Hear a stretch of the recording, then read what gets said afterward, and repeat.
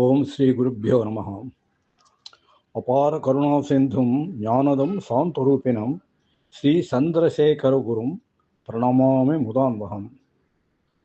ஆசாபாச கிளேச துர்வாசனாதி பேதயுக்தைः திவ்யகந்தைः ரமந்தைः ஆசா சாட்டிகஸ்ய பாதாரவிந்தம் சேதஹா பேட்டிம் வாசிதாம் மே தனோது அப்படின்னு ஒரு ஸ்லோகம். எங்கே வருதுன்னு கேட்டால், ஸ்ரீ ஆதிசங்கர் பகவத்பாதாள் அருளிய சிவானந்த லகரி இருக்கே, அதில் 100 ஸ்லோகங்கள். சத் சித் ஆனந்த சுரூபமான ஸ்ரீ பரமேஸ்வரன மீது ஒரு பிரவகிக்கும் பக்தி வெள்ளமாகிய ஆனந்த வெள்ளமாகிய ஒரு நூல். அந்த பக்தி நூலில் இது 74வது ஸ்லோகம்.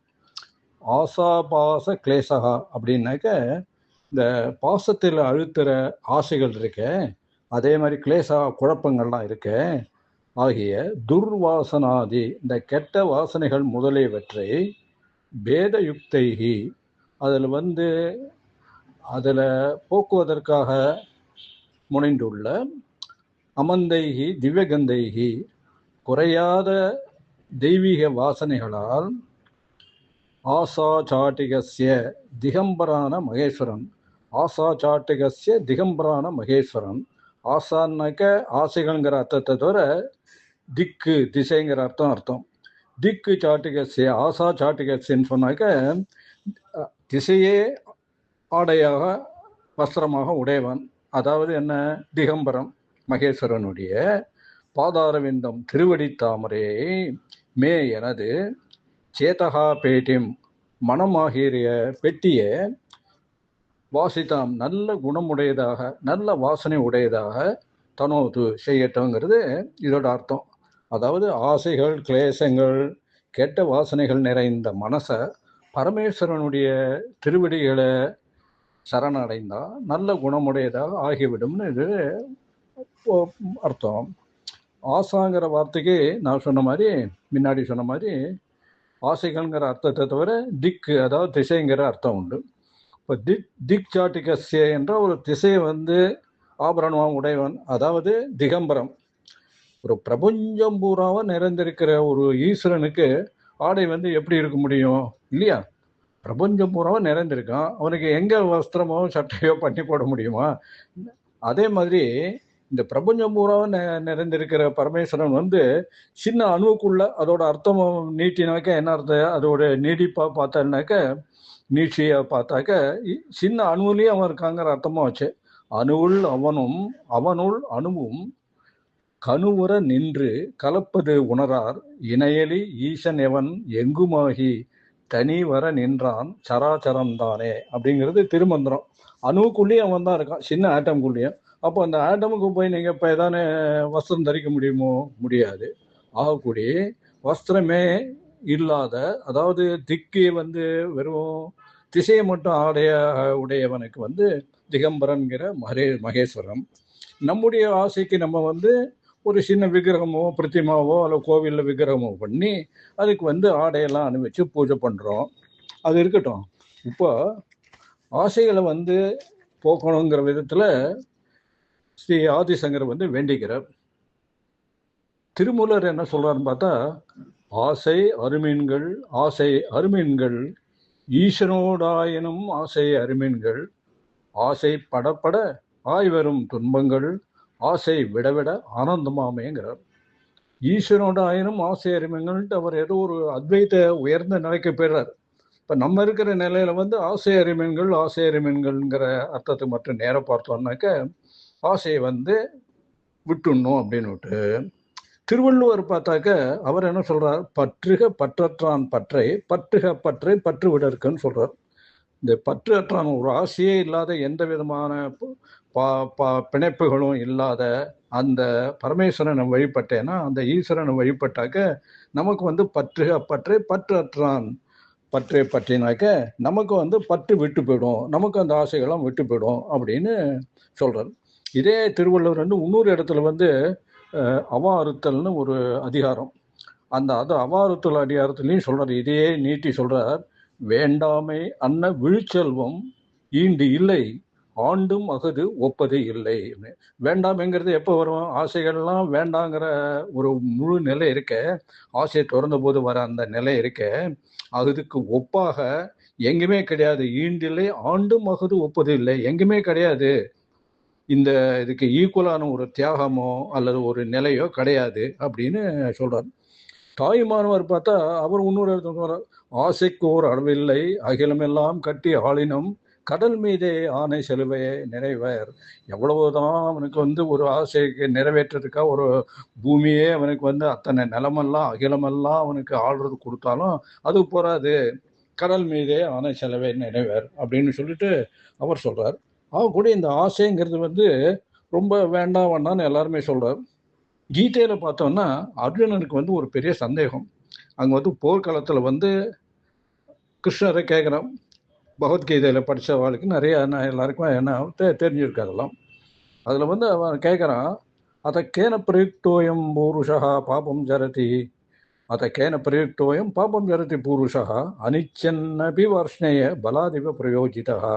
அது எதை வந்து எதனால இந்த மனுஷனுக்கான புருஷா இந்த மனிதனை வந்து அனிச்சின்னப்பி அவனுக்கு வந்து இஷ்டம் இல்லை. நம்ம எல்லாரும் ஏதோ ஒரு பாப்பம் செய்யணுங்கிறதுக்காக வந்து சங்கல்படுத்துட்டு ஒரு நாள் காலமுறை இன்னைக்கு இவ்வளவு பாப்பம் செய்யணும் சங்கல்படுத்துனா பண்றோம். அது மாதிரி கிடையாது. ஆனாலும் எல்லாரும் ஒரு பாப காரியங்களை செய்யறோம், ஏதோ ஒரு விதத்துல தெரிஞ்சோ தெரியாமலையோ அப்படின்னு. பாபங்கிறது வந்து சின்ன ஏதோ பெரிய பெரிய கிரைம்ஸுங்கிற மாதிரி இல்லை, சின்ன விஷயத்துல கூட ஒரு அசத்தியம் பேசுறது ஒரு பாபம் தான். அனிச்சன்னபி வார்ஷ்ணய பலாதிவ பிரயோஜிதா வந்து கொஞ்சம் கூட இஷ்டம் இல்லாத போதும் அனிச்சன்னபி அது ஏதோ ஒரு பலாதிவ பிரயோஜித, யாரோ பலத்தோட யாராவது உந்த தள்ளப்பட்டு அந்த நியோஜிதகாங்கிற வார்த்தை இருக்கு. அனிச்சனபி வார்த்தைய பலாதிவ நியோஜிதகாங்கிற வார்த்தை வந்து ரொம்ப அற்புதமான வார்த்தைகள். அது அதை வந்து யாரோ வந்து உந்தி பெடரியில வச்சு கையை விட்டு தள்ளுற மாதிரி அதில் போய் பாபத்தெல்லாம் ஏன் பண்ணிட்டு இருக்கோம் அப்படின்னு கேட்டாக்க அதுக்கு அவர் சொல்றார், பதில் என்ன சொல்றாருன்னா, காமயேஷ குரோதயேஷ ரஜோத்குண சமுத்பவா மகாசனோ மகாபாத்மா வித்தித்யேன இகவைரினம். இந்த காமம் இருக்க, காமங்கிறது என்ன? காமங்கிறது வந்து ஆசைக்கு பொதுவான பேர் வந்து காமம்னு பேர். இந்த காமயேஷ குரோதயேஷ இந்த ஆசையானது, அதாவது இந்த கோபமானது ரெண்டும் ஒண்ணுதாங்கிறத அர்த்தத்துல சொல்றாரு. இந்த ஆசையானது அதாவது இந்த கோபமானது தான்பா இதுக்கு காரணம். அது மட்டும் இல்லை, மகாசனோ மகா பாப்மா. இது வந்து மகாசனன் அசனா அவனை வந்து திருப்திப்படுத்த முடியாதவனை வந்து அசனன்னு பேரு. இந்த ஆசையை மட்டும் திருப்தியப்படுத்த முடியாது. அதில் வந்து ஆசையை விட்டு திருப்தி பண்றது என்ன? நல்ல அக்னி வளருது, அந்த அக்னியில வந்து ஒரு இந்த இடத்துல வந்து பாப்பாக்னி, இந்த பாப்பாக்னியை அணைக்கிறதுக்கு நெய்யை விட்டு அணைக்க முடியுமோ? ஒரு ஆசையை நிறைவேற்றினால அந்த ஆசை போய் இன்னொரு ஆசை வருது, அல்லது இந்த ஆசையை தக்க வச்சுக்கணுங்கிற இன்னொரு ஒரு எண்ணமும் வந்து அதனால் இன்னும் பல விதமான தப்புகள் செய்யறது. அதை தவிர அந்த ஆசையே கிடைக்கல, அடைய முடியாம போயிட்டா என்ன ஆயிருது? குரோதம் உண்டாருது. காமயேஷ குரோதயேஷ ரஜோத்குண அப்படின்னு சொல்றாரு, சமுத்பவாகான்னு சொல்றாரு இல்லையா? அதுக்கு வந்து என்ன அர்த்தம்? இந்த காமம் இருக்க, இந்த ஆசை நிறைவேறாத ஆசை என்ன பண்ணுறது? கோபமா மாறிடுது. இன்னும் அப்படி யோஜனை பண்ணி பார்த்தா என்ன அர்த்தம் வருது? ஆசையும் குரோதமும் ஒண்ணுதான், காம ஏஷ குரோத ஏஷ அப்படின்னு சொல்லிட்டார். இப்போ வந்து இந்த பிறவியுடைய லட்சியம் என்ன? மறுபடியும் பிறவி வராம ஒரு ஆனந்தமயமாக பேர் உணர்வோடு பரமாத்மாவோட ஜீவாத்மா ஐக்கியமாய் விடுவது தான். அதாவது இந்த மறுபடியும் பிறவி வராமல் இருக்கிறது அந்த பிறவியுடைய லட்சியம். ஆனா நம்ம மீண்டும் மீண்டும் பிறக்கிறோம். அது ஏன்னு கேட்டா ஜென்ம ஜென்மாந்திரங்களா செய்த கர்மாக்களுடைய பலனை அனுபவிக்கிறதுக்கு தான். அப்ப அந்த கர்மாக்கள் எல்லாம் ஏன் செய்தோம் அப்படின்னா திருப்பி நம்ம வந்து இதுக்கு வந்துடுறோம். மனதில் எழும் ஆசைகளை வந்து பூர்த்தி செய்து கொள்றதுக்காக திருப்பி திருப்பி பிறக்கிறோம். ஆசைகள் விடாத வரை கர்மாக்களை செய்து கொண்டே தான் இருப்போம் இல்லையா? அப்போ வந்து ஆசைகளை வந்து எங்கே எழும்புகின்றனன்னு பார்த்தாக்க பொதுவாக மனசுங்கிற ஒரு குறிப்பிடப்படுகிற அந்த கரணம் இருக்க, அந்த கரணங்கிறது மனசு, புத்தி, சித்தம், நான்கிற ஒரு தனி பாவம், தனி மனித பாவம். இது எல்லாம் நானும் சேர்ந்தது வந்து அந்த கரணம்னு பேரு. இந்த எல்லாத்துக்கும் சேர்த்து பொதுவாக வந்து நம்ம மனசுங்கிற வார்த்தையிலே சொல்கிறோம். இந்த அந்தக்கரணங்கிற வார்த்தை நம்ம சாதாரணமாக ஒரு இலக்கியங்களை தவிர, ஒரு அத்வைத சாதனையில் இருக்கிற நூல்களை தவிர நம்ம வந்து ஜாஸ்தி இதை வந்து பிரயோகப்படுத்துறதில்ல. பொதுவாக மனசுன்னு சொல்கிறோம். அப்போ நம்ம வந்து ஒவ்வொன்றுத்துக்கும் ஒரு வேலை இருக்குது. இப்போ கால்கள்னாக்கா நடக்கிறது இது வேலை, காதுன்னா கேட்கறது அதோடைய வேலை. இது மாதிரி ஒவ்வொரு இந்திரியங்களுக்கும் ஒரு வேலை இருக்குது. ஆனால் இந்த மனசுங்கிறது இருக்கே, இந்த மனசுக்கு வந்து என்ன வேலை? இப்போ சதா ஏதாவது நினச்சிட்டே இருக்கிறது தான். ஏதாவது ஒரு நினைப்பு வந்துட்டே இருக்க மனசில். இல்லை சும்மா இருக்குது அரிதல்னு அவர் பாடுற மாதிரி, அந்த சும்மா இருத்தல் அரிதுன்னு தான் பாடுறாரு. அப்போ நினைப்பு ஏதோ நினைச்சுட்டு இருக்கு மனசு, அது வந்து சும்மா இருக்க மாட்டேங்கிறது. அப்போ வந்து இந்த நினைப்பு வந்து எங்கேருந்து வருது? இந்த சித்தம்ங்கிற வார்த்தை. இந்த சித்தம்ங்கிறது என்ன? எண்ணங்கள். ஜென்மாந்தரமா நம்ம ஏற்பட்ட ஒரு அனுபவங்கள் இருக்க, அந்த நெடியினால அதுக்கு வந்து சித்தம்னு பேர். அதெல்லாம் வந்து தேங்கி நிற்கிற ஒரு ஒரு அக்யூமுலேட்டடாக இருக்க, அந்த அக்யூமுலேட்டட் போர்ஷன்லேருந்து இந்த சித்தம்ங்கிற போர்ஷன்லேருந்து அந்த கரணத்தோட ஒரு போர்ஷன்லேருந்து இந்த எண்ணங்கள்லாம் வந்து எழும்பி நம்மளை வந்து அது இதெல்லாம் பண்ண வைக்கிறது, காரியங்களை பண்ண வைக்கிறது. அந்த சித்தம் எப்படி வந்து ஜென்மம் தொட முடியும்னு கேட்டால், பெருங்காய டப்பா இருக்குது. பெருங்காய டப்பா தீர்ந்து போனால் கூட, பெருங்காயம் தீர்ந்து போனால் கூட அந்த டப்பாவில் அந்த வாசனை வந்துட்டே தானே இருக்கு. அது மாதிரி இது மாதிரி வந்துட்டே இருக்கும். இந்த வார்த்தையை வச்சுருந்தா நம்ம சகவாச தோஷம், பழக்க தோஷம்னு சொல்கிறோம். ஒரு பழக்கம் அல்ல ஒரு சகவாசம் விட்டு போனால் கூட அதோட ஒரு நெடி வந்து நமக்கு இருக்கு. அதை பற்றி இன்னும் கொஞ்சம் மறுபடியும் அதானே செய்கிறோம் இல்லையா? அதனால இந்த கர்மாக்கள்னால தான் இதெல்லாம் வந்து வருது. ஆசைகளை விட்டுடுன்னு சொல்றாரு. இப்போ திடீர்னு நமக்கு ஒரு சந்தேகம் இதெல்லாம் கேட்டதுக்கு அப்புறம். அப்போ வந்து கிருஷ்ணனை வந்து அர்ஜுனன் கேட்குறான். வந்து அதக்கேன பிரயுக்தோயம் பாபம் ஜரதி புருஷா அப்படின்னு சொல்லி அனிச்சின போய் வாரசனையே பலாதிவ பிரயோஜித்தகான்னு ஆரம்பத்தில் கேட்குறான் இல்லையா? ஏன் வந்து நம்ம வந்து இந்த இதை பண்ணுறது? அவருக்கு பதில் என்ன சொல்கிறாரு? ஏன் நம்மளை பாபத்தில் தர்றது, எது தர்றதுன்னு கேட்டதுக்கு இந்த காமேஷ, இந்த ஆசைகள் தான்ப்பா அப்படின்னு சொல்லிட்டு. ஆனால் அர்ஜுனன் அதுக்கும் முன்னாடி, இது கொஞ்சம் பின்னாடி வருது பகவத்கீதையில், முன்னாடியே என்ன சொல்கிறான்? எனக்கு இந்த இதுவே வேண்டாம், ராஜ்யமே வேண்டாம், இது மாதிரி ஆசைகள்லாம் வேண்டாம், யாரையும் கொல்ல வேண்டாம், யாரையும் வந்து பிதாமகரான பீஷ்மரோ, ஒரு நம்ம குலத்துக்கே குருவான துரோணாச்சாரியரையோ கிருபாச்சாரியரோ நம்ம வந்து இது பண்ண வேண்டாம், நான் கொன்று அப்படியானு வந்து எனக்கு ராஜ்யம் வேண்டாம், இந்த ஆசையே வேண்டாம், நான் ஏதாவது பிட்சுவா போயிடுறேன் அப்படின்னு சொல்லிட்டு அவன் வந்து இந்த போரில் வந்தவன் வந்து என்ன பண்ணுறான்? தன்னுடைய அஸ்திரமான காண்டிபத்தெல்லாம் கீழே போட்டுவிட்டு உட்காந்துன்றான் கீழே. அப்போ கிருஷ்ணன் என்ன சொல்றார்? இல்லைன்னாப்பா அது மாதிரி பண்ணாத, உன்னுடைய தர்மம் அது இல்லை, உன்னுடைய தர்மம் என்ன? சண்டை போடுறது அப்படின்னு சொல்றாரு. நீ வந்து இந்த ஆசையை விட்டவங்கிட்ட வந்து ஏன் அது மாதிரி செய்யணுங்கிறார் அப்படின்னு சொன்னா, சொதர்மே நிதம் சிலையா பரதர்மோ பயாவகான்னு பின்னாடியே கீதையில வருது. உன்னுடைய கடமை இருக்கு இல்லையா, ஆசையை விடுறது வேற, உன்னுடைய கடமையை வந்து செய்யறது வேற. இது வந்து கடமையை செய்யும் போது இந்த கடமையை வந்து நான் தான் செய்யறேன், நானால வந்து ஏதோ ஒரு பரோபகாரம், அந்த பரோபகாரத்தை நான் செய்யறேன் அப்படின்னு சொன்னா, நல்ல காரியமா புண்ணிய காரியமா இருந்தாலும் அதை வந்து நான் செய்யறேங்கிற மனப்பான்மை இல்லாத வரையில் அது வந்து எந்த ஒரு கர்ம பலனையும் கொடுக்காது. அந்த கர்ம பலனை வந்து எதிர்பார்க்காம நம்முடைய கடமை, இது என்னுடைய கடமை, சத்திரியனுடைய கடமை வந்து ஒரு தீய சக்தி இருக்கு, அந்த தீய சக்தியோட எதிர்த்து போராடணும்னு சொன்னாக்க அதை போராடி தான் ஆகணும். அதை வந்து நான் வந்து செய்ய மாட்டேன் அப்படின்னு சொல்லிட்டு இவன் வந்து இன்னொரு துறவையோடைய மார்க்கத்தை எடுத்துட்டு இன்னொரு தர்மத்துல போகக்கூடாது. இவனுடைய சொதர்மம் ஏதோ அதுதான் பண்ணணும். சொதர்மே நிதனம் ஸ்ரேயகா, சொதர்மத்தை பண்ணிட்டு மடிந்து போனா கூட அது ஸ்ரேயகா. நிதம்னாக்க மடிந்து போறது, சொதர்மே நிதனம் ஸ்ரேயகா. அப்படி அவனை உசுர விட்டா கூட, பிராணம் விட்டா கூட நீ சொதர்மத்தை பண்ணுது, அததான் நல்லது அப்படின்னு சொல்றாரு. அப்ப அந்த சொதர்மத்தை பண்றதுக்கு வேற ஒண்ணு என்ன சொல்றாரு அவர் வந்து அதுல பண்ற அந்த மனோபாவம் இருக்க, நான் தான் பண்றேன், நான் இந்த ஒரு பெரிய இதுக்கு வந்து ஒரு டொனேஷன் கொடுத்தேன், நான் தான் பண்ணினேன் அப்படிங்கிற எந்த மனோபாவமும் இல்லாம எந்த விதமான புண்ணியகாரியம் பண்ணினாலும் சரி, உன்னுடைய கடமை செய்யும் போது அதோடைய கர்ம பலனை வந்து மனசுல இருந்து இழுத்துடு. தெக்வா கர்மபல சங்கம் நித்தியத்துட்டோ நிராசிரயா கர்மனே அபிவிருத்தோபி நைவ கிஞ்சித்து கரோதி சகான்னு பின்னாடி ஒரு அர்த்தத்தில் சொல்றாரு. அதாவது கர்ம பலனை நம்ம விட்டுட்டேன்னாக்க உனக்கு வந்து அந்த கர்மாவால் வர பலன் கிடையாது. அந்த கர்மாவால் வர பலனை அனுபவிக்கிறதுக்கு தான் திருப்பி பிறக்கிறோம். அதனால திரும்பி பிறக்கிற அந்த ஒரு இது வந்து சான்ஸ் வந்து இருக்காது, திரும்பி பிறக்க மாட்டோம் அப்படின்னு இதெல்லாம் எடுத்து விவரமா சொல்றாரு. அப்போ வந்து நம்ம வந்து இந்த பாபம் எந்த விதத்துல பண்றோம்? 4 வகையில பண்றோம். ஒன்று வந்து மனசால, உடம்பால, வாக்கால, பணத்தால, இப்படி வந்து 4ம் பண்றோம் இல்லையா? மனசால என்ன பண்றோம்? கெட்ட நினைவுகள்லாம், அதான் முன்னாடியே சித்தம்னு சொன்னோம், நம்ம பார்த்தோம். உடம்பால் என்ன கெட்ட காரியங்கள், வாயால் வந்து வேண்டாத பொருளை பேச்சு, மற்றவர்களை பற்றி ஒரு நிந்தனை, ஒரு அசத்தியமான பேச்சு, இதனால் பணத்தால் கேட்கவே வேண்டாம். அப்போ எந்த 4 நம்ம பாபம் செய்தோமோ அந்த 4 புண்ணியமும் செய்ய பழக வேண்டும். அப்போ எப்படி முடியும்? இப்போ நம்ம ஒரு கட்டு இருக்கு, இந்த கட்டை வந்து நல்ல கயிறை வச்சு நம்மளை வந்து பாச கயிறை வச்சு கட்டியிருக்கு. இப்போ அந்த கட்டை வைக்கணும்னா என்ன பண்ணுவோம்? கட்டுக்கு எதிர்மறையா அந்த கயிறையே நம்ம வந்து எடுக்கிற மாதிரி சுத்துற மாதிரி, எதிர்மறையா சுத்துற மாதிரி இந்த உடம்புனாலேயே பரோபகாரம் பண்ணு, பகவான் வந்து பிரதர்ஷனம் பண்ணு, நமஸ்காரம் பண்ணு, வாயால பகவான் நாம சொல்லு, பணத்தால ஈஸ்வரனுக்காகவும் ஏழைகளுக்காகவும் இந்த நிஷ்காமயமா முன்னாடி சொன்ன மாதிரி இந்த கர்ம பலனை விட்டுட்டு பண்ணு.